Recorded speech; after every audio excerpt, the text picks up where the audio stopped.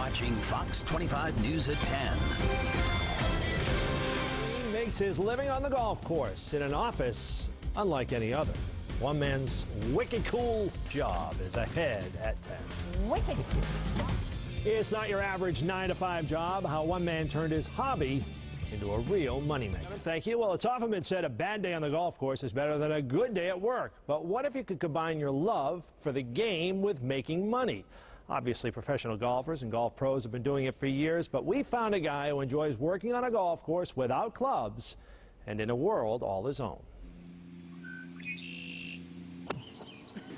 At first glance, Forest Rothchild blends right in on the golf course. Oh.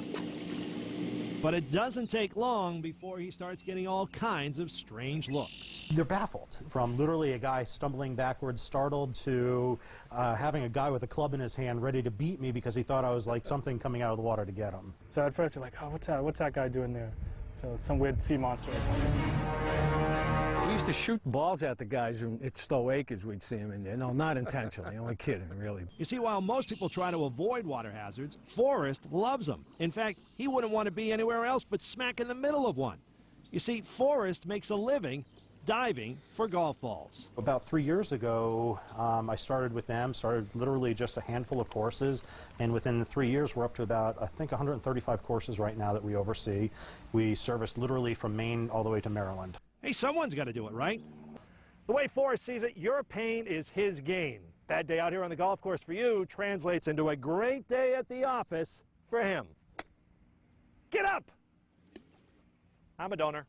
We caught up with Forrest and his assistant, Mike McCallion, at Overlook Country Club in Hollis, New Hampshire, an old course that hadn't been cleaned out in a while and reaped quite a harvest. On a decent day, we're happy if we can pull about 3,000 balls. Today was somewhere in the 9,000 range. But the job does require a lot of heavy lifting. When I fill that bag to full capacity, that's about 900 balls. So again, at 10 balls per pound, that's a 90-pound bag right there. And murky ponds don't do him any favors either. I may be able to float in the water. My hands are going to be wrist deep, sometimes elbow deep in muck, just feeling around. And some of us, we call it braille diving because it's literally just by feel, and you cannot see anything as you're working your way through the water. So when your long drive goes a little bit off course, that ball isn't gone forever, as long as Forrest has anything to do with it. You feel like you should get a piece of the action? I think I should get my ball back, actually. I put like 5 of them in there. As long as there are bad golfers, he stays in business. He will have no shortage for some time. Well, in addition to golf balls, Forrest also found golf clubs, even old shoes. But a buddy in Texas once found 2 golf carts. How do you explain that to the guys back at the pro shop? You're watching